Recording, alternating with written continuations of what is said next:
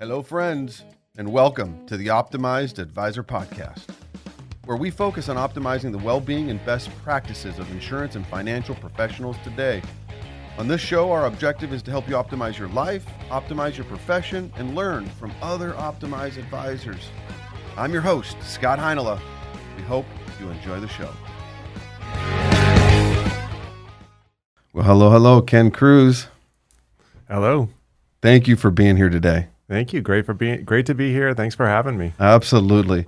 You know, we've had some opportunity to get to know each other, a continuing journey of us. We talked a little bit offline. I got to tell you, I'm really excited about sharing your story, talking about you, your practice, your expertise in the hotel industry and Seoul Community Planet today, which is just, I mean, what a unique opportunity at a very, very historically challenging time. Yeah.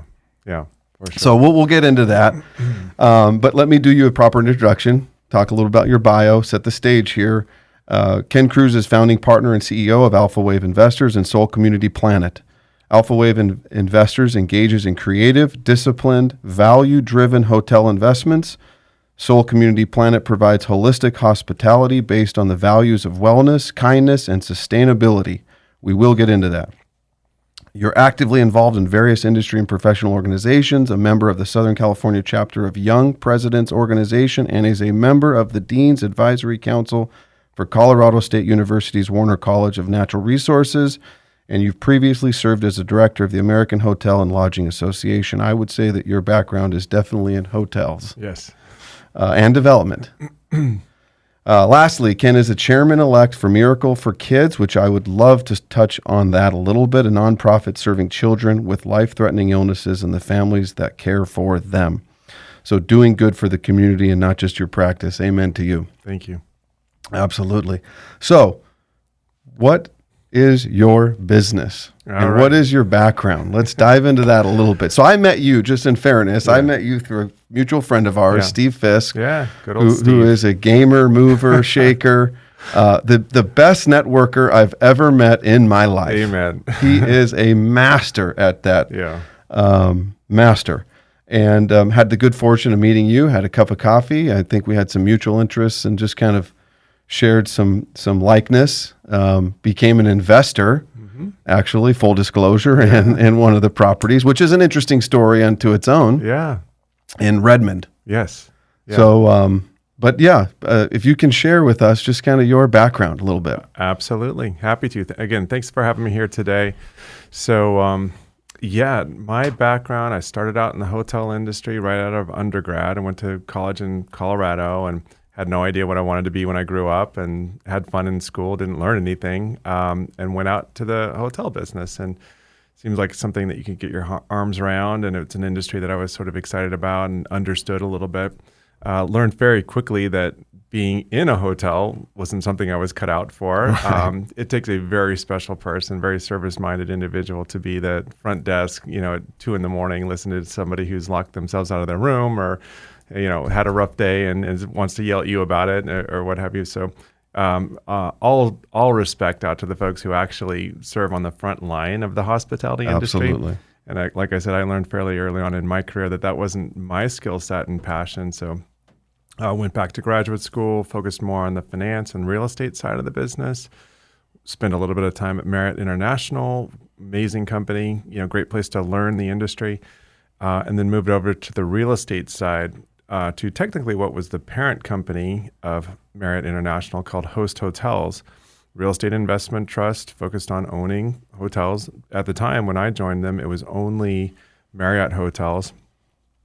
We sort of declared our independence from Marriott very shortly after I joined, and we embarked on what was an amazing growth trajectory for the company. We developed a new strategy, again, independent from Marriott, brand agnostic. What year was this? Or this was in ranges? the late 90s. Okay. Yeah. So in the late 90s, we set out and changed the name of the company. It was Host Marriott originally, changed it to Host Hotels, bought a bunch of Hiltons and Ritz-Carltons and non-Marriott branded properties. And what was amazing about it is I was part of a team that developed a vision for the company that was very distinct from how it was originally conceived, And together, we just rolled up our sleeves and executed on that vision. And it wasn't something that happened overnight. In our world, we all love instant gratification. We want something to, all right, we want to change this. We're going to do it. And here's 3 months later, we want it to be done. Well, this was a 3 or 4 year process. But at the end of the 3 or 4 years, Host was went from sort of an also ran in the industry to the blue chip, most well-regarded hotel real estate investment trust in the industry. Today, it still is the largest, certainly the most diversified hotel REIT in our industry. And it was just, I look back on that process and the amount of effort that went into that recapitalization, re-strategizing the whole company was amazing, and it was incredibly gratifying to see the end result. So I left Host after we got done with all that, and we basically redid that whole process with a company out here in Southern California called Sunstone Hotel Investors. And I joined Sunstone. It was at a very similar point in its life cycle to where Host was. When I joined back in the late 90s, this was now fast forward to 2005. It was a new company, kind of a haphazard portfolio, all over the map in terms of the types of assets, and too much leverage and wrong markets and a whole lot of things that weren't exactly right for the company. But joined up in similar situation. We rolled up our sleeves and figured out a way to position the company in a way that really resonated with modern investors, worked super well from a competitive standpoint. And in the end, I was there for 10 years, moved my way up from asset management to CFO to president and then CEO for the last half of my tenure at Sunstone. And I happened to be there at a very good time, especially when I shifted to the president and then CEO role. It was right at the end of the Great Recession. So tons of carnage in our industry. You'll find this is a recurring theme that'll come back up when we talk about 2020. Yeah. But the hospitality industry is highly economically sensitive, follows a bit of a textbook cycle, but very difficult to predict exactly when the inflection points in that cycle are going to be. So when I stepped into the president role, it was just at the end of the Great Recession. We're just moving into the recovery. So it was a perfect time for us to come in and say, great, we're going to deleverage the company. We're going to carefully add high-quality assets. We'll hive off some of the legacy assets and harvest gains from those hotels. What we buy, we're going to be very thoughtful about how we reposition it. We're going to upgrade competitively, but we're one of the art forms in the hospitality industry is how much you invest in the properties. Where you stop is more important than anything, because you can just continually plow money into these properties. So we had a very good renovation program. And in the end, we added a couple $2 billion worth of assets to the portfolio. Every year, we executed on around 100 to 150 million of upgrades to those assets. We sold half a billion or so of hotels at the right prices. How many hotels was the portfolio consistent of? It would vary from time to time, but we were about 30 hotels when I left. So, all over the country? All over the country. And it was about a International or just domestic? Just U.S. Okay. Yeah, as a real estate investment trust, it's given how the tax laws are set up, it's much easier to just focus domestically. Right. Gets complicated pretty quickly when you're offshore. So we were at about a $5 billion total enterprise value at the time that I left. But what I'm most proud of is that we deleveraged during my time as president or CEO. We deleveraged by more than any other lodging REIT in our industry. As I mentioned, we added a couple $1 billion worth of value to the company through smart acquisitions or well-timed acquisitions. We generated an annual return of about 38% every year for our investors over that time frame. And I wish I could say, yeah, that's all just great leadership on my part. Right. It's not. It's about timing. And there's a lot to do with timing in our industry. Certainly we did develop collectively as a team a very good strategy and executed very well. And I'm super proud of that.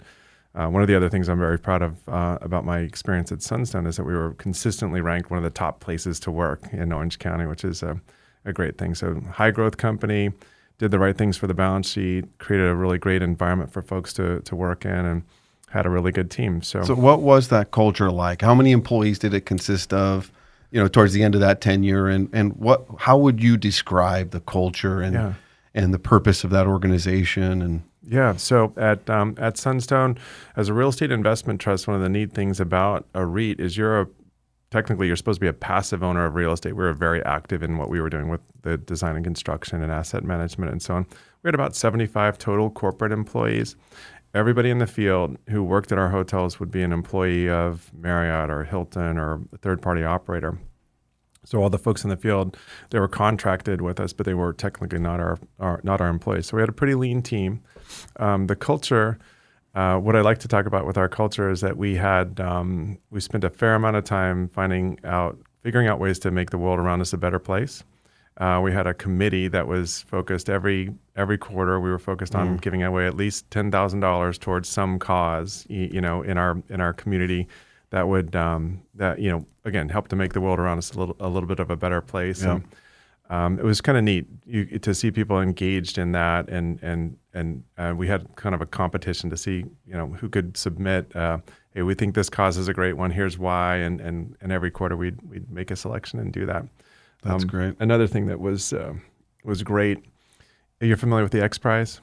No. Okay, so there's a concept called the X Prize, which it sets forth a fairly significant monetary award to a group of innovators that can come up and solve some major problem. I mean, these are things like space travel or Right. All sorts of really cool concepts. Life-changing. Life-changing. Yeah. We were not a life-changing company at Sunstone, but we're focused on owning hotels. But so we did our own little X Prize competition every year, and it was based on whatever your discipline was within the organization. Maybe you're in the accounting department or design and construction or asset management, what have you. You were tasked with forming a team and coming up with a value-add idea outside of your own job responsibilities. If it's part of your job, then you don't get credit for it. Right. But if you came up with a value-add idea outside of your own job responsibilities, we had everybody did these presentations and case studies on it, and then at the end of the year, there'd be a big prize for the idea, but also we implemented those ideas. So one of them was The winning idea. The winning idea got Okay. implemented. Wow. Like 1 year, it was this program. They studied how many of those tiny little plastic water bottles we were using in our hotel, or water bottles. I'm sorry, the amenity bottles, the shampoo and soap and everything. How many of those tiny little bottles we were using in the hotels, and they were going into the landfills. It has to be an astronomical number. Massive, and we're a medium-sized company, but certainly not the biggest one in our industry. They also talked about like soap. It used to be you'd get the bar of soap, and you'd use about an eighth of it, right, and then move gone, on, and then the soap gets thrown away. So they went through all that and came up with a program and found a third-party group that was actually, could facilitate this. And we've taken this approach now to our new company as well, work with the experts. And so we were able to take all that excess, all those excess water bottle or amenity bottles and soap bars and everything else. And this group would take it all. They could recycle the plastic. They took the soap and they could actually reconstitute it into new soap products. Wow. And came up with a way just to prevent all this tonnage from entering the landfills and being wasted. And ultimately went to great uses for either homeless people in the U.S. or folks who needed the assistance in the U.S. They actually send things to Africa and other locations as well, where there were hygiene and the basic stuff that we take for granted here just aren't available to people. So it was just a neat product of this. Here we are at this financial company that's focused on buying and selling hotels. And yet as a product of some of these initiatives and the creativity of the team, we were able to do and execute. Yeah, That's a big difference. Like even on a very, very small scale, one of the things my wife does, she's the one who, when we leave the hotel, she takes everything. Yeah. And then we have this basket of all this, the shampoo and everything, and we're going to give this to the homeless. Yeah. And to her credit, half the time it does get to the homeless. Yeah. But the other half of the time, it just sits there. So the fact that you procured a process with a great idea generated by an employee, a team member, that's fantastic. No, it was super cool. Yeah, super cool. So how many years was your tenure there? I was there about 10 years. Okay. Yeah. So was it 10 great ideas that were implemented? Yeah, we implemented that back to, I was sort of the second half of my career there was at president or CEO, and we implemented it back then. So yeah, a bunch of great ideas came from that program. So you left that company, and now what? Yeah, so I left there right at the peak of the equity cycle for hotel companies. So as I mentioned, we're a very cyclical industry. We got to a point where the stock had performed really well. We'd recovered and followed the economic process, but the team executed very well, as I mentioned. So stock had done well. It was a perfect time to walk away from Sunstone and form a private company. And that was in 2015. First, I formed Alpha Wave Investors, which is a private equity company. We were mostly focused on multifamily at the time. Just late in the cycle, we'd seen how much we'd recovered, and we knew that there would be an inflection point at some point in the hotel space. And the time to buy is following the inflection point, not as you're at the very peak of the roller coaster, if you will. So did a bunch of multifamily deals, which worked out really well. Multifamily, which is a really good business, and my partners my original founding partners are very good at it. That's not something that I'm really passionate about. I'll do it, but it's not my thing. Right. I'm a hotel guy. Yeah. So, but that worked out well. We ended up buying a few hotels in just special situations. Had to carefully find these hotels during the latter phase of the cycle when pricing was just higher than what we wanted to for anything that was brokered or marketed through the traditional The one thing channels. I've learned through our conversations and being an investor, basic level of knowledge in terms of the financial metrics, the balance sheet and all that, but talking about the price per key. Yeah. If you can just elaborate on that for a moment and just what is a fair price? Yeah. How does that move? And then to your point of, okay, well, if we can acquire X property at this price per key, how far are we willing to go to be priced in the right market? And that's been a very interesting process for me. Absolutely. Yeah. So in the U.S., there's around 54,000 hotels in the U.S. About half of them are unbranded. We tend to focus on the unbranded hotel independent. We call it independent hotel category. The rest of them are in some way, shape, or form part of the Marriott family or Hilton family or Intercon or what have you. Mm-hmm. The average price of a hotel in the U.S. is around $200,000 per door. But as you can imagine, that price is a function of markets and demand and supply and the overall cost of construction. So in Manhattan, for example, a hotel is going to cost significantly more than it would in Boise, Idaho. Right. It's just fundamental real estate stuff. Yeah, of course. So for us, as we were building our nucleus for what is now Seoul Community Planet, knowing that we were late in the cycle, we didn't want to follow a traditional approach to building a brand, especially in the hotel industry, which is we're going to go to the major primary markets. We're going to get Miami and New York and LA and put a hotel in those markets and define the brand in the gateway markets and then grow from there. We went the opposite way. We went to secondary and tertiary markets and grew from the outside in, so to speak. And we haven't completed our full growth strategy yet, but we're on the front end of it. As a result, we were able to buy hotels instead of at $200,000 per door. Our starting price for many of the deals that we did, I'll give you the example, Colorado Springs. We bought a vintage motel in Colorado Springs, 176 rooms, so pretty good size, well built, at the southern entry point to Colorado Springs. And if you know that market at all, it's got really good fundamentals. We're about 2 miles away from the Broadmoor Resort, which is one of the top-rated destinations in Colorado.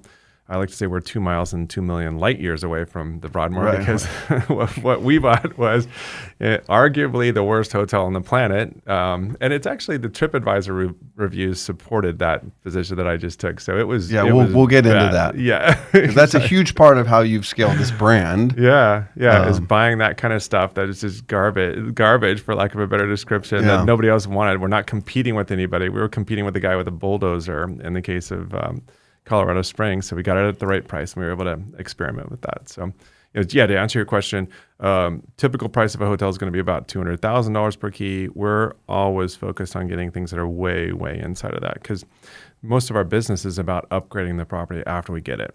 We know we're going to put a fair amount of money into the hotels after we buy them. Right. And many of them, some of these are kind of historic properties. Whether or not they're famously historic, they're landmines landmarks within. Well, they're maybe landmines too. Maybe the Colorado Springs initially, but turned into a beautiful property. That has phenomenal reviews today and even through the pandemic. Right? It's sort of defied logic and this is full credit to the team that's there. They've done such a great job with that guest experience, but.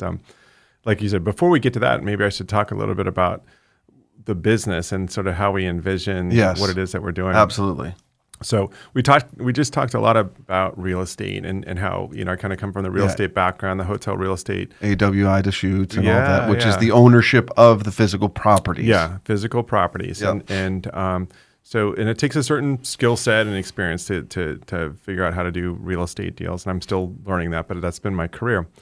2.5 years ago at this point, I sat down with my wife, Pam, who's also from the hotel business. I met her in graduate school, and she worked for Marriott International, and she's been, around the hospitality space for her whole life.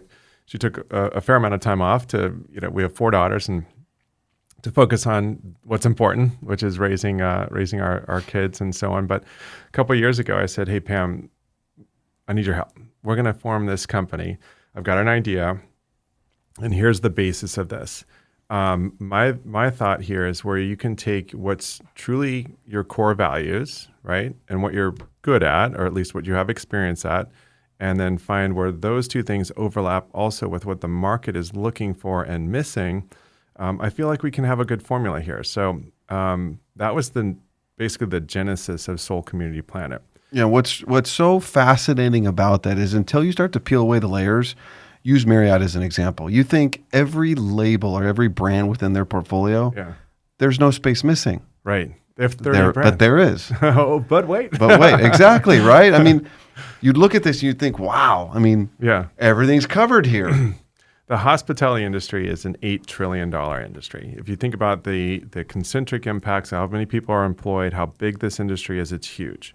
It's an $8 trillion industry. In the U.S. alone, there are 130 recognized brands. And as I mentioned, there's 54,000 hotels in the U.S. So you'd think, well, everything's covered. There is not a brand today that is in the accessibly priced end of the spectrum. So we compete against Courtyards and Hampton Inns, for example. Not the Ritz-Carlton level, that is focused on the core values of healthy, kind, and green. And that is Seoul Community Planet. That's what we stand for. You'll hear me talk in threes a lot because I'm not smart enough to get beyond 3 on most of my things. There's a magic. There's science behind 3. Right. It's proven. Right. So anyway, that's what Pam and I said. Yeah, we really care about wellness.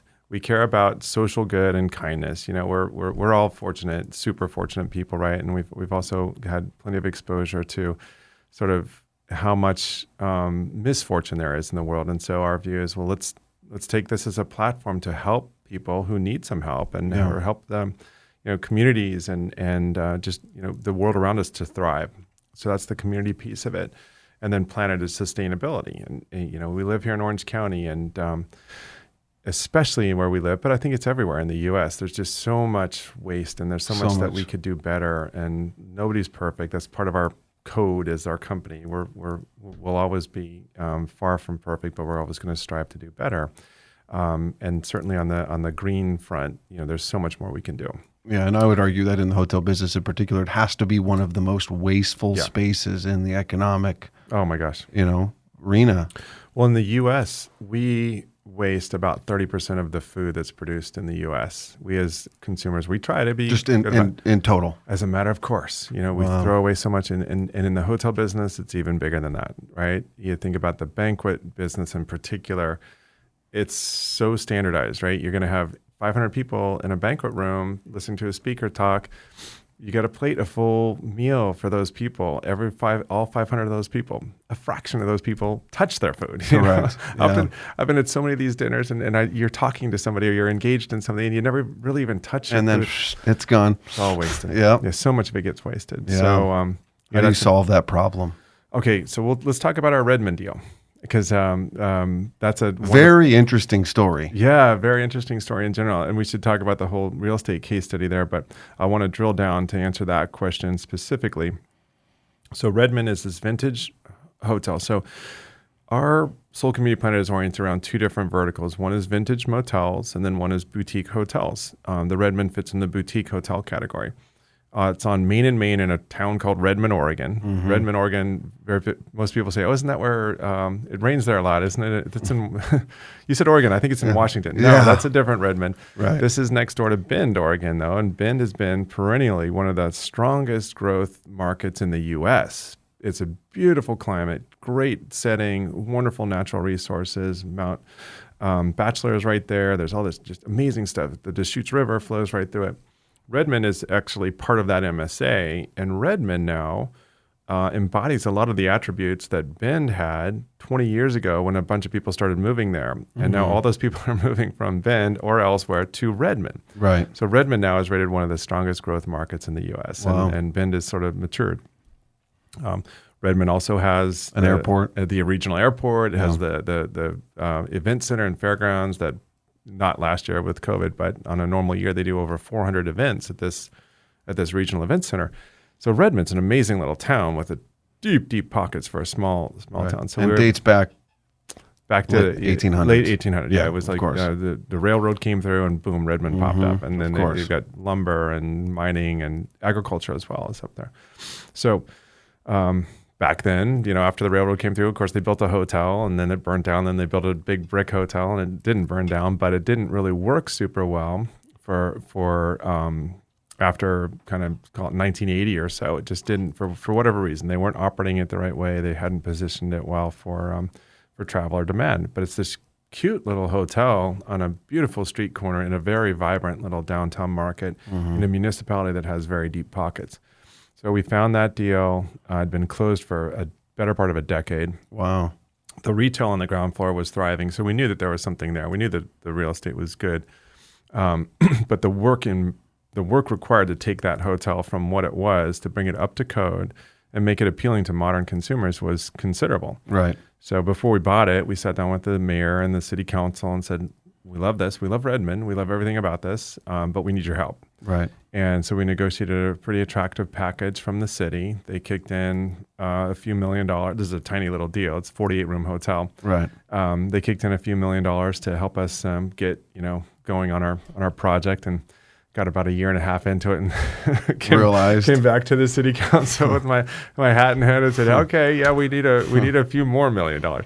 So, and they've been amazing to work with. It's the way that you wish that they're just so forward thinking and creative, and they get it because they did the math.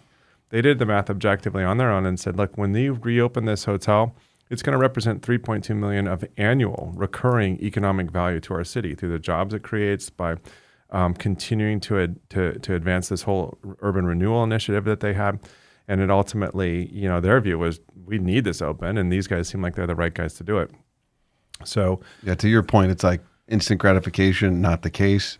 This was a patience, due diligence. I mean, even down to things like when they were talking about the windows. Oh, yeah, exactly. Right? I mean, little things became a real in-depth process of we're going to do this the right way. Right. Okay, well, to do it the right way, it's going to require... Yeah. In this case, because it's a vintage structure, keeping the original windows, somehow they view that there's magic in those original windows. And the reality is that's where we had to diverge from the values of Seoul Community Planet, because the reality, we should have put in brand new, super energy efficient windows in the hotel. Instead, we took all the old windows out, had them all carefully refurbished, put them back in, and then cone of silence here. Hopefully nobody from Redmond is watching, or the state is watching. But then we put what's called city windows in front of them, which are create that basically that double pane condition from an energy efficiency standpoint, but enables us to preserve the vintage window from the facade standpoint. So in result, it costs probably 5 times more than just replacing the windows. Right. But we ended up doing it. But to your point, the city was a very strong advocate of we don't want to abandon the historic look of this. And I mean, the community impact has been phenomenal, and it's done exactly what we were looking for. During our period of ownership, it ended up, they passed this opportunity zone legislation, so we were able to reconstitute it as a qualified opportunity zone property. We got a property tax freeze from the county, which was super helpful. We ended up getting historic tax credits because we did do things like the windows correctly, and so we were able to get a couple $1 million of historic tax credits. So the end result from a financial standpoint, I'm only talking about the real estate investment at this point, was was really good. Our basis is at the right point, and the end product is just amazing. The end result from a Seoul Community Planet standpoint, though, has been even more gratifying. You look at what it is. We built this beautiful rooftop garden that is a garden bar that you have, unobstructed views of the Cascades and the sunsets there are just the best in all the Central rooftop Oregon. bar and all that. Yeah, it's super cool. And throughout, I'm really happy with the way the product came out and the way it functions. And to without taking my word for it, if you look at the TripAdvisor reviews, which is one of the 3 things that we measure for success in our hotels, I mentioned I only follow 3 things.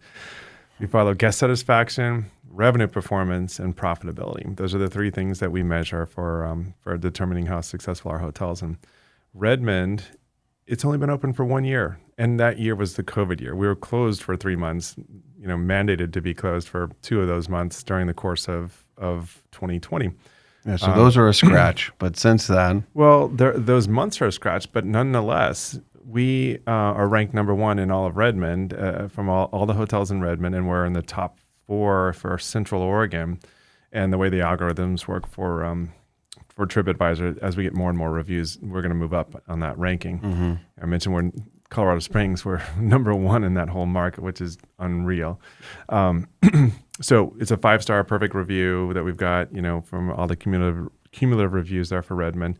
The index. So index is just how well are we performing on revenues versus the competitive set in our market. And in the hotel space, we have the benefit of some really good clarity into what's happening in the competitive set in terms of how much they're charging for rate, how occupied they are. Everybody reports into this service called Smith Travel Research. So on Smith Travel Research's statistics, we finished the year at 120% index, which is, for a brand new hotel, typically you'll see them at about a 50 to 60% index for occupancy.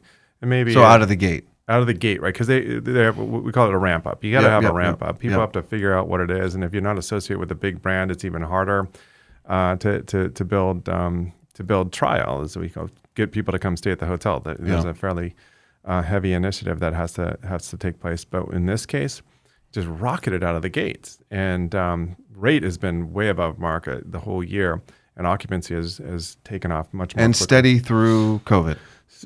Very well through COVID. We had some periods of closure and everything else, but the index, the relative performance throughout COVID has been very steadily above the whole market. The reason that's happened, and we like to call this our value cycle. It's something that we kind of hatched in one of my presentation pages. I'll send it over to you, but I truly believe this, and we're truly seeing it happen within our hotels. And it comes down to this. Seoul Community Planet is a purpose-driven company. The values of healthy, kind, green underscore all the decisions that we make, and everything that you see in our hotel. Those decisions are typically almost always done based on, is it advancing one or more of those core values? If it's not, then we're probably not going to do it. Mm-hmm. So we're based on the values of healthy, kind, green. Those values then underpin our culture. And as a company, and this is where Pam, my wife, gets huge credit. She does so much for the company, but she's our head of ABC, Awareness, Brand, and Culture. And you Another three. What's that? Another three. Yeah, here we go again. Having been, a public company CEO and in leadership roles and in all these, mature businesses my whole career, I've gone to so many Monday morning meetings, I can't count them, right? And every Monday morning meeting that I've been to prior to Seoul Community Planet starts the same way. All right, got my list. Sorry, Scott, you were working on this garage project to reseal and stripe the spots. How are we coming on that one? Okay, you're behind. Okay, well, let's get it moving. What can we do to help you out there? Okay. And then we move on down the list, and you've got this list, and you spend 5 minutes at the beginning talking about how the Broncos did on Sunday, but that's it. That's your That's the meeting. We have a Monday morning meeting with our senior leadership team, which is just 6 of us. And then we have a Tuesday regional meeting where there's 16 people, and we're all distributed, so these are all on Zoom.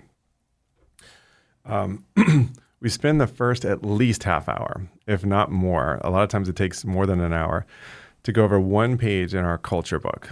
So our culture book is this, it kind of takes those core values and it spreads it out through our whole company code, which you can see on the website. And it's painted, our code is painted on the walls in our hotels so that all of our guests understand what we stand for.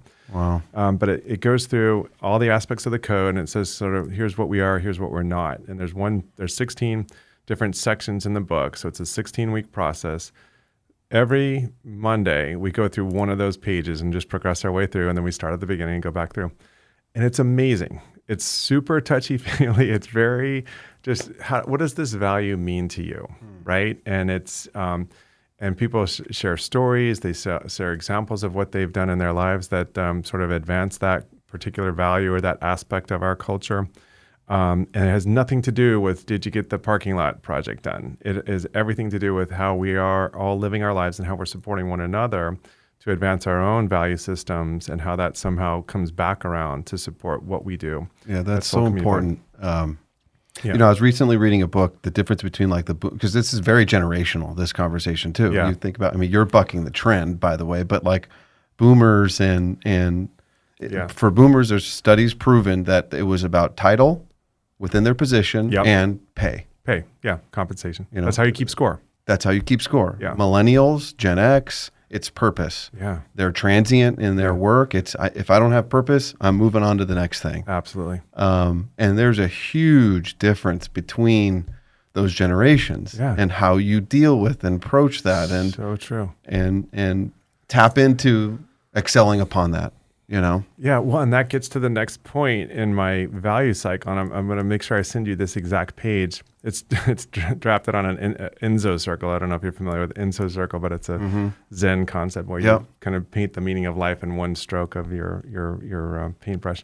But the next point on the Enso circle is the fact when you have this value base, this culture, you end up attracting people who are engaged. And so engagement, associate engagement, especially in the service industry, so hard to find. It's very tenuous, but if you have the right system, you attract the kind of people that will be happy to be at work. They're not there for a paycheck. They're there because we are advancing a cause. We are working to make the world around us a better place, first and foremost. We always lead with that. Let's do that. Profits will be a byproduct of what we do. Focus on what are we doing to make the world around us a better place. And a lot of times that means what are we doing to make our guests' stays better for them.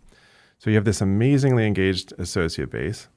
The result of that is that you have guests who walk away from their stays delighted. Mm-hmm. It's not like you charged me $200 to stay at this place. I felt like it was only worth $150 and I'm not happy with it. I'm not going to come back. I'm not going to say anything about it. I'm not going to come back. Or worse, I had to pay $200 to stay at this place. My hot water didn't work. Nobody cared about it. The associates weren't engaged. I'm going to write a really nasty review on TripAdvisor, and 500 people are going to read that review. Right. So that whole building affinity and building true positive experiences for the guests leads to the final point on the cycle, which is advocacy. So in the world today, you talked about how things have evolved and how different generations think about different status, for example, very differently. Yep. Well, one thing that's evolved massively in our industry, and a lot of the more mature companies haven't really caught up with this, is that there's been a huge democratization of the consumer themselves. So 20 years ago, what I said, what Marriott said, what consumer product ABC said mattered a lot. You hired these really expensive ad firms and came up with these amazing campaigns, and you convinced people that your product was better through what you said and the imagery that you used and the metaphors and everything else that was associated with it. So true. They shaped the way we engaged and responded. Right. But it was all driven by the consumer products companies themselves or the retailer or the hotel brand. Right. It's flipped over now. Now what matters the most is what the guests themselves say about your company. And so if they're happy and authentically so, they talk about it. And there's this thing that we measure called Net Promoter Score. And it's basically gauging how likely a guest is to tell somebody about their stay after they visited you. And normally for a good company, a really good company, it's like 35 to 45 is a Net Promoter Score. That means, a good 35% of your guests may be willing to talk about their stay with somebody else. Redmond right now, it varies every week, but we're in the 85% range. Wow. It's massive. It's huge. And so you get these evangelical customers that are doing your marketing for you. They're raving fans. They walk out of your building and they are a raving fan. Well, and it's largely because they feel like they're part of a joint movement. They're part of a cause or a collective action rather than this traditional us versus them. You and I are sitting across this desk, and that's typically what happens at a hotel, the old style hotel. It's transactional. You come in, you say, "Hey, welcome, Scott. Your rate's $200, and here's your room key, and the gym is over there. And if you need anything, please don't call me, but here check in." That's exactly the way it is. It's transactional. Yep, versus us, it's meant to be, "Hey, I see you drove in from Southern California today.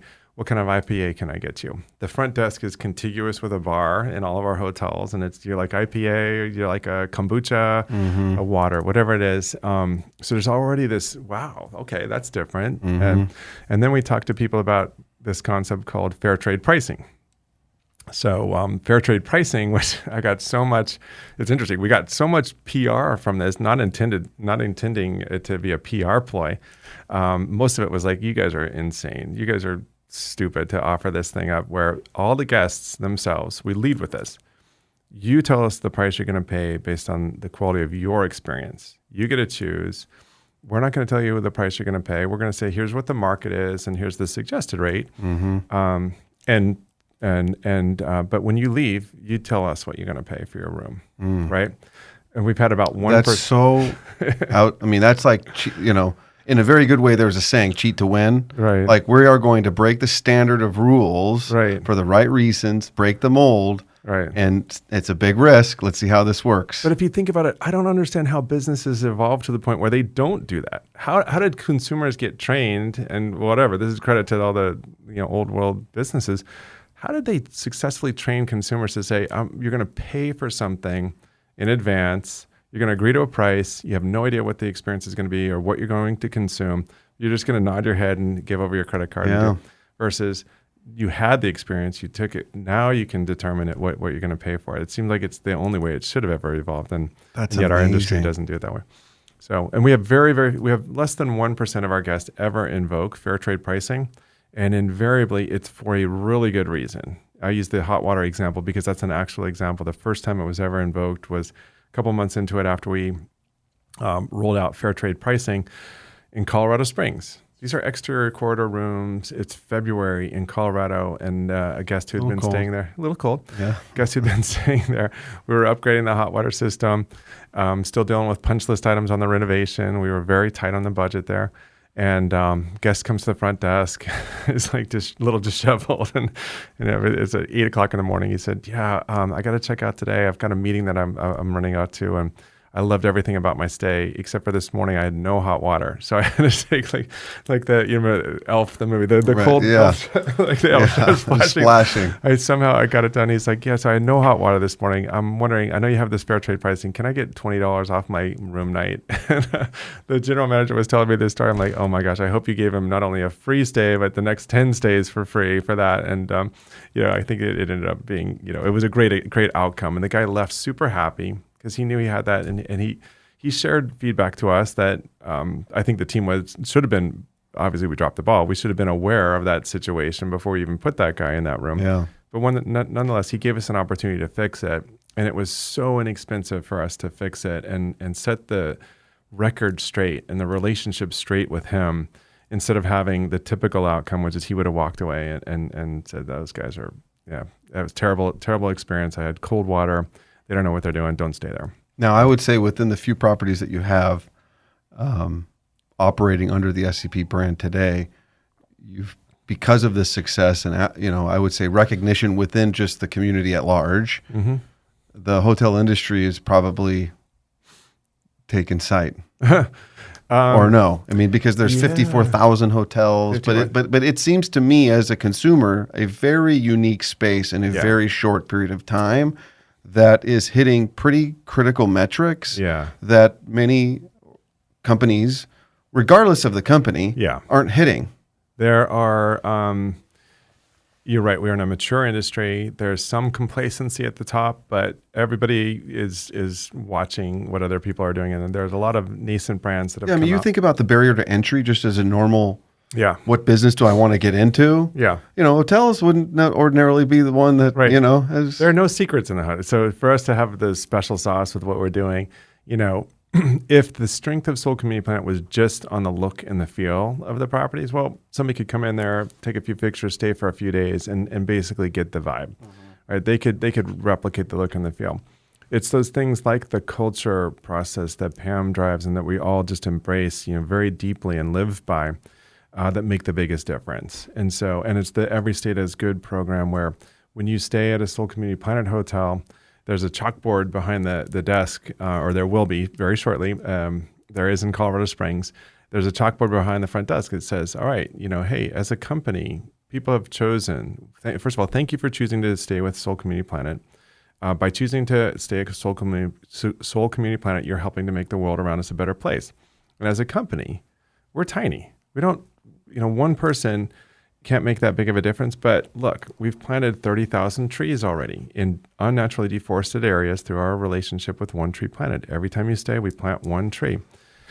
We've helped thousands of families through Miracles for Kids who are living at or below the poverty line, who also have a child who's battling a life-threatening illness. Talk about an unthinkable circumstance, right?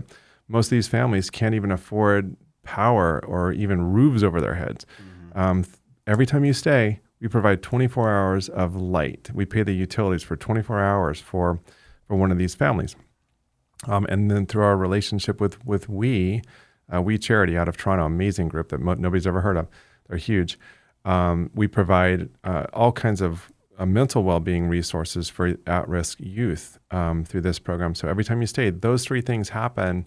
You make that impact. And while planting one tree doesn't make a difference, if you look at the board, when you check in and we erase the number and add the number for you when you checked in, you realize, oh my gosh, we've planted 30,000 trees. That's a whole forest that we as a group, as part of this movement, have now planted. And that's with again, we only have our prototypes right now. We're a tiny little company. Once we have 50 hotels or something, the collective impact of that will be quite profound. And we found that that's one of the biggest things that draw people to Seoul Community Planet is the fact that, okay, I'm not getting my merit points. I'm not getting my Hilton points. But instead, I'm doing something that's helping the world around us become a little bit better place. And that resonates very, very strongly. And it's interesting, not just with the Gen X, not with the Gen X or the millennials or the Gen Zs. That's catering right to them. It is. Yoga, kombucha, the whole thing, The namaste. Yeah. But interestingly, I always try to hang out in the lobby and just see what's happening, right? I spend a fair amount of time just observing and talking to people. Fly on the wall. And I was standing in the lobby of one of our properties, and this gentleman, probably 70, came up to me, and he didn't know what I had anything to do with anything. I'm just standing there, and he's like looking around. He's like, "Man, this is such a neat place. I would have never found this." And he was just waxing poetic about what a neat place it was. And I talked to him. He was there in town because he had a child in the military who was shipping off somewhere, and he just traveled down to see that kid off before they had to leave. But this guy's probably in his late 60s, so 70s. I don't know how old he was, but he was not. I can tell you that he was not a millennial or Gen X. And he was the same thing. Another time, I was driving down. I was in a meeting up in Fort Collins, Colorado. I'm driving down I-25 back to Colorado Springs, and a new Ferrari, a 458, I guess it was, a red one, goes zipping by me. And I was like, "Wow, that nice car." I mean, it was very memorable because just roared past me. I get to our hotel. It's in front of our hotel. And the guy's checking into our hotel. And I tracked him down. I said, "Hey, I just got to ask you. I'm involved with the hotel. And I just wanted to know, how did you find Seoul Community?" And he's like, "I looked online. I saw the pictures. It's a great place. I have a meeting here in the morning." And I was like, "I'm just going to stay there." Yeah, that's great. It was very funny. I'm like, you may not know this, but you're not our typical customer profile. Breaking barriers. The Broadmoor is right down the street. And very different experience. But he's had that. Yeah. He's done that. Yeah. He could do that whenever he wants, Yeah. It's such a refreshing opportunity in a space that's stagnant, or just mature. Mature. And there's a standard. In some ways, So breaking that standard. Well, and I like to talk in those terms because, you learn in business school, right? The strength of any brand is consistency. So you go to a McDonald's in New York or Des Moines or Hong Kong, it looks like McDonald's and same crappy food, same everything. It's the same. Marriott's are very standardized in that regard too. What we like to say is the strength of our brand is the consistency of the core values themselves, but how they represent themselves from one property to the next is vastly different. So, Yeah. And for our audience are predominantly going to be insurance professionals, financial advisors. There's a lot to be learned of that standard, what a typical financial advisor should look like, feel like, portray. Yeah. Break that. Yeah. But make it you. Yeah. Make it unique and have purpose, and you define that. Right. Right. But recognize maybe unique opportunities within the population and the people that you serve. Right. So I want to get to the scale conversation. Yeah. And how this scales and maintains that. But right. a lot of the two properties we've talked about so far as it relates to social, the TripAdvisor reviews and all that. There's one acquisition that has never shut down as an operating hotel, and it had bad reviews before the Salishan property, right? Yeah. So that's a very interesting conversation of okay, this is one of our key metrics. Yeah. And we recognize we're not scoring where we want to. Right. How do we reverse trajectory here? Yeah. How do we recover from that? Absolutely. Yeah, Salishan's a really neat example, and it's in our portfolio. We haven't branded it a Seoul Community Planet property yet, but it will be, and I'll explain a couple reasons why shortly. It's a gorgeous resort on the Oregon coast, built in the mid-'60s by an industrialist who turned philanthropist named John Gray, who kind of created this place as his own playground. And it's a master-developed, resort area with a bunch of homes around the resort. It's got a beautiful golf course, top spa in the Pacific Northwest, a great marketplace, 205 rooms, just a beautiful property. But as I mentioned, over the last few years, we've been reticent to go out there and buy any hotels given how mature the cycle was. And we knew that there would be an inflection point at some point. So we only bought special situations. This was a very special situation. You described it very perfectly, that for the 20 years before we acquired it, it had just been on this downward trajectory.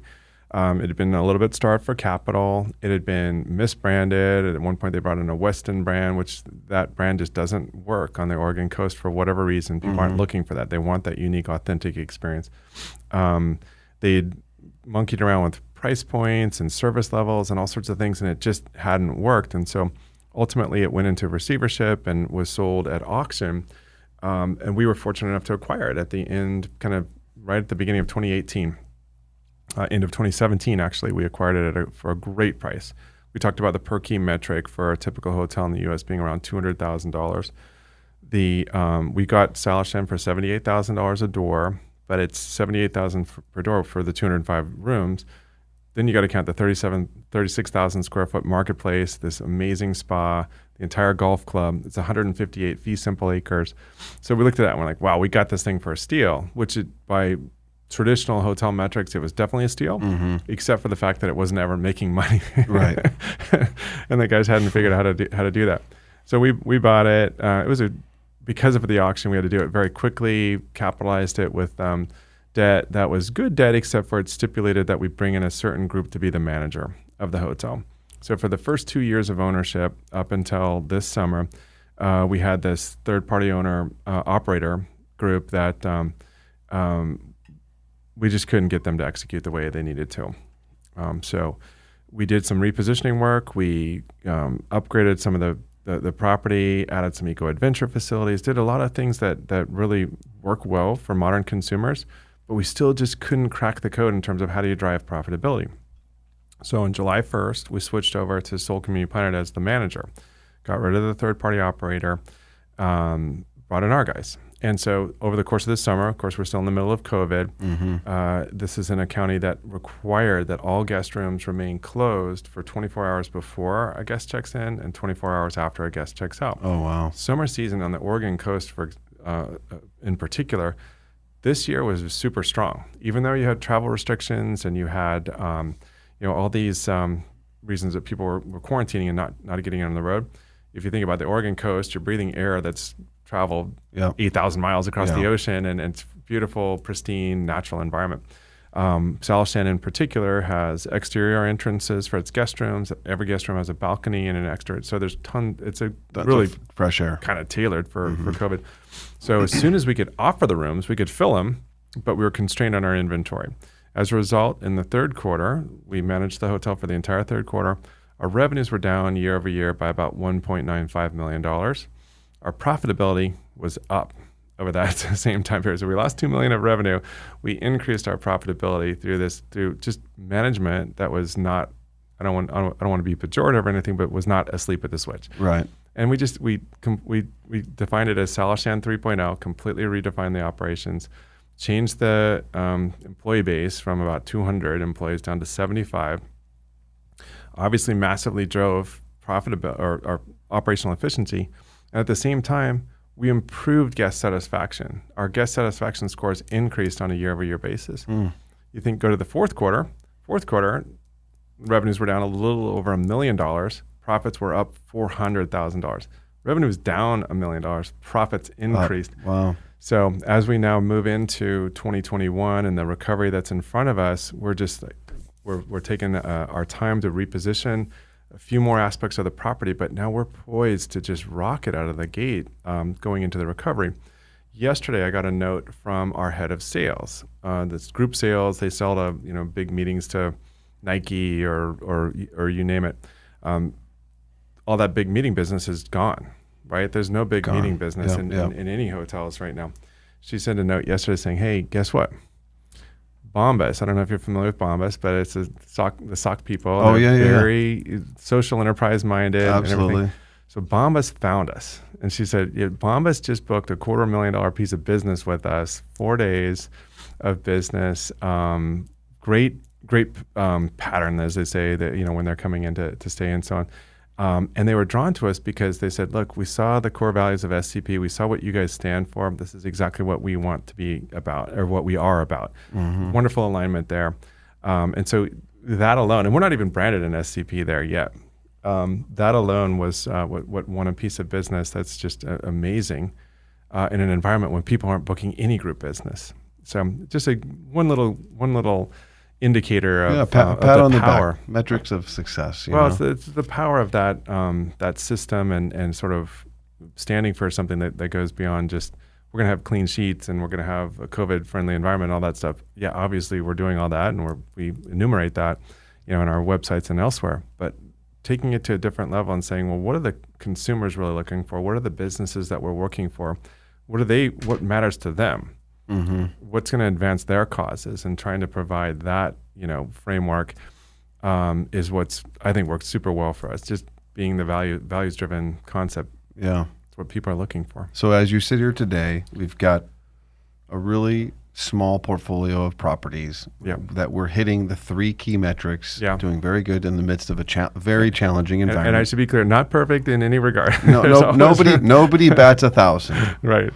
Right. But are we, and everything's a little bit different. There's an ebb and flow within the various properties and the communities that you do serve through the reporting that you've provided. Yeah. But as you sit here today and you say, okay, what's our vision of success and how are we going to scale this to maintain the quality that we've established to this point? Right. So we got through what I'll refer to as our proof of concept phase. With the 3 prototypes, we came in, we tried things, we tweaked it, and so at this point we feel like, okay, we have a proven concept. It works. Mm-hmm. We know the efficiencies, we know the consumer uptake, we know that they can drive superior revenues in their markets. So now we're in what I refer to as our thoughtful growth phase. And with that, in an industry of 54,000 hotels just in the U.S. alone, to matter, right, to have the critical mass to sort of build a base and a loyal following, not only do you have to be a values-driven concept like us, but you have to have at least 20 to 30 properties. Okay. So at the end of the year, we signed up a phenomenal new investor into our business. We've bootstrapped the whole thing to date. This has all been sort of internally done. We did a small Series A offering, I should say, at the end of 2019, beginning of 2020. Mm-hmm. Just friends and family style deal. A bunch of people came into that and funded the business over the course of 2020. Which that's unique too. Mm-hmm. From a REIT investment standpoint, I mean, that's a very unique approach you've taken. A new, more of a absolutely a business that's has a lot to do with real estate, but what people were buying into was the brand. The brand, absolutely, the vision. Yep. Yeah. So at the end of the year, we signed up with an amazing strategic partner, and they kicked in $200 million into the business, which part of it's funding further brand development, a lot of it's funding management company development and infrastructure, but most of that will go toward acquisitions.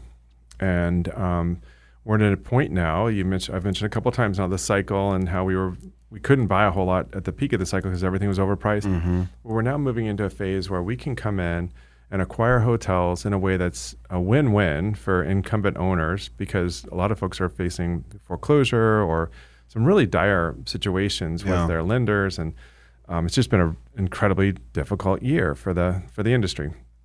So our plan here is to come in and sort of identify the assets that make sense to convert into Seoul Community Planet, work with the existing owners to come up with solutions for them, hopefully, that enable them to avoid a very costly and time-consuming and distracting and stressful workout process with lenders, move into those hotels, put our brand in place, create significant upside for the assets in the process, and ultimately grow the portfolio in a thoughtful way that'll also be done at on a basis standpoint from the real estate into the thinking at a very attractive level, but also done at the right time in our cycle when consumer mindsets have even advanced further toward what we stand for with Seoul Community Planet, and traveler behavior is going to further support what we stand for at Seoul Community Planet. So with this investment, we've got room to do with prudent amounts of leverage, call it $500 million worth of acquisitions, which easily gets us to that. Does it get you to the 20 and 30? Yeah, it gets us to the end of our next chapter, and then we'll figure out what happens after that. But that gets us to a reasonable scale. And what's the runway for that? The time frame for something like that. We just signed, went as we say, non-refundable on a deal. We'll close it next week because we're doing it all cash on our next next Seoul Community Planet property. That'll be in Hawaii. Hilo. In Hilo, yeah. It's all top secret. So again, don't spread the word. Yeah, we haven't closed yet, but there's a ton of reasons why Hilo makes sense for us as a market. We're not going to go to the mega resort side and the right. Again, that would be to me like very community oriented. Yeah, culturally driven. It's amazing. It's going to be such a great translation. And then from a strategic standpoint, having a couple data points in the islands as well, there's a halo effect there. It really helps to further underscore what Seoul Community Planet is and creates this identity around Seoul Community Planet that we think will work well. We'll do more in Southern California. We'll probably do a little bit more in Oregon and Colorado. But we can be very thoughtful about how we pick and choose the assets that then come into our portfolio.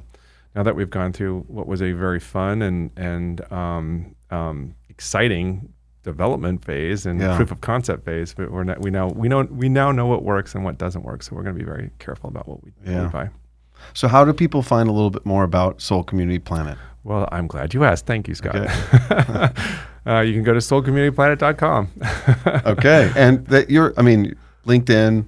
Yeah, there's some great content that I've read through. I'm terrible on LinkedIn, but I tried it like Pam, and Pam's ABC, so awareness, brand, and culture. In other words, some good articles and some good content about the backdrop and the history about Seoul Community Planet has been on LinkedIn or various forms of social media. Of course, the website as well. Yeah. No, I've been amazed at how, and again, all credit to Pam and her team too.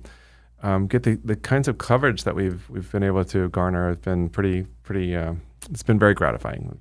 So there's some neat articles and some neat pieces out there. So to pivot for a moment away, as I always like to dive into people's personal and time. Time is just so scarce. I know. And there's one thing that you and I have in common for sure, and that there's same hours of each day. That's right. So, and with a family of 4 daughters, with your wife who's helping you drive this charge. Yeah. Is there things that you do unique as a family or special that help your family, and how do you manage your time? Yeah. Well, I'm going to start with the last part. And this actually was the topic of one of our cultural conversations a couple weeks ago. There's a great book that I read a year or so ago by a guy named Greg McCowan called Essentialism. Okay. I don't know if you've ever read it. Definitely pop that up on your LinkedIn. awesome book. Okay. And it basically tells us what we all already knew, but we'd never practiced. And that is 90% of what happens in our life is superfluous. It's not needed. It's almost counterproductive to what we're endeavoring to do. And if we can work toward just saying no, just cutting out from our day-to-day, all those meetings, all those conversations, all the side analyses. We used to call it analysis paralysis. It's like, we have good judgment, make a decision and move forward. It's not going to be perfect. I know we were all trained that we have to get straight A's. There's no straight A's in business. Mm-hmm. So cut out all the noise and focus on what's truly essential. That's helped me a ton in my work life. Nobody in our business gets credit for, working from 6 a.m. in the morning till, whatever.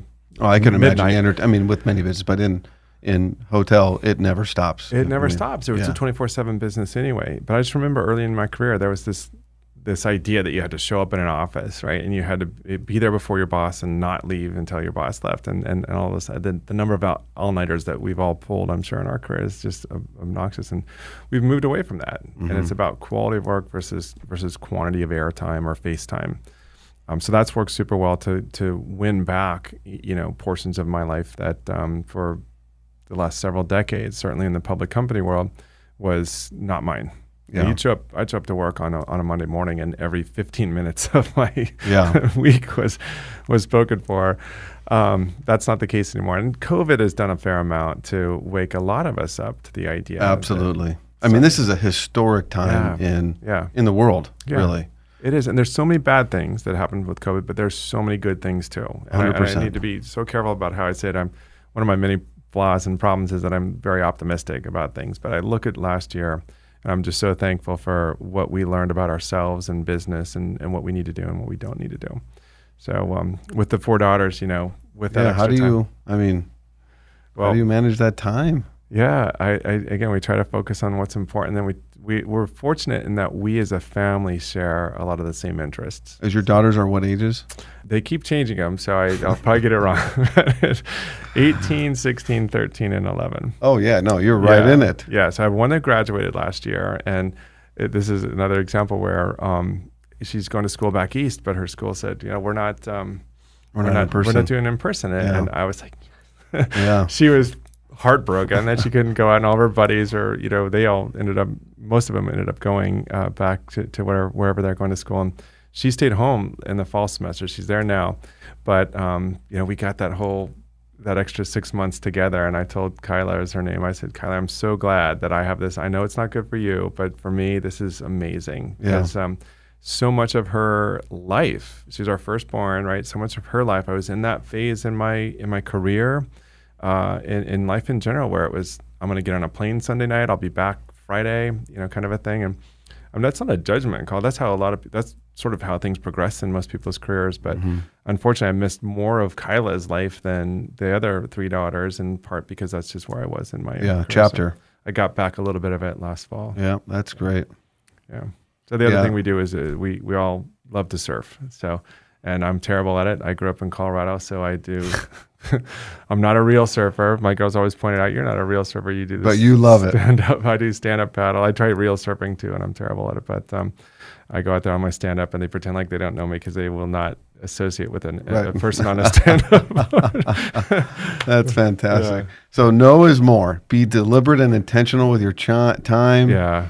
Say no. Prioritization in life is key. Exactly. And it's hard, right? I love this kind of, this is great. Especially you. You're everybody has a barometer of how kind they are and just nice they are. You naturally are a very nice person, where I would presume you're always yes. But you cannot always be yes. Well, and one of the bad things about that is when you always say yes and then it turns out you can't do whatever it is that's way worse than just from the outset saying, I'm sorry, that doesn't work for me. I'm in the midst of that now, where in the last 2 years, I've said yes to too many things, and I've spread myself too thin, and I'm trying to fix that, polarity, if you will, reverse the polarity to say, okay, what is most important for myself, my family, my health, my sanity, and trying to choose wisely. Yeah, right. Yeah. And sometimes that's not easy. Yeah. You know? Yeah. And there's no perfect answer there. There when isn't. you said I'm in the midst It's a of that life's now, journey. I thought you were going to say, because I said yes to this interview today. Oh, no. I'm kidding. This has been fantastic. Seriously, It's been thank great. you. I appreciate your time today. Insightful. Yeah. It's to learn from successes in business, and I'm sure you've had plenty of challenges that you've faced, and as you say, mistakes that have been made along the way, and learning from those mistakes. Yeah. Is there one that you can say, okay, this was a misstep that we need to recognize, that we can learn from, and we got to pivot? Yeah. Well, look, success itself is not success without failure. I mean, you play sports, and I always think about that. We struggle through basketball game a couple of days a week, and what I love about basketball is not if we won all 7 games on a Sunday. It's we came back from way behind and somehow found a way to win. There's this. I love to tell this story about with my daughters about my favorite Disney fairy tale, where the princess was born to this amazing in this amazing kingdom with a beautiful mom and a handsome father and very peaceful existence. She grew up, she married Prince Charming, and they had this amazing, peaceful life, and everything was perfect. They died when they were 105 years old, and everybody, talked about them for decades and centuries thereafter. Remember that Disney story? Remember that one? No, you don't, because it doesn't exist. No. It would have never. There's always tragedy. Would have been the most boring Disney story ever, and it wouldn't have meant anything. Right. And so the ones that matter are when you have to claw your way back from That's true. unforeseen. Every one of them calamity. begins with death or some tragic event from happening. A horrible stepmom. I mean, think about it. The Disney formula is great, and it is a full-on metaphor for life. Your life matters that much more when you have to overcome adversity. And so That is great insight. Yeah, And we can end on that note. Perfect. Absolutely. So, hey, Ken Cruz, founder and CEO of Seoul Community Planet. Check him out. Thank you again for coming in. Thanks it's been for a true having me. pleasure. This has been a pleasure for me too. Absolutely. All right, Till next time.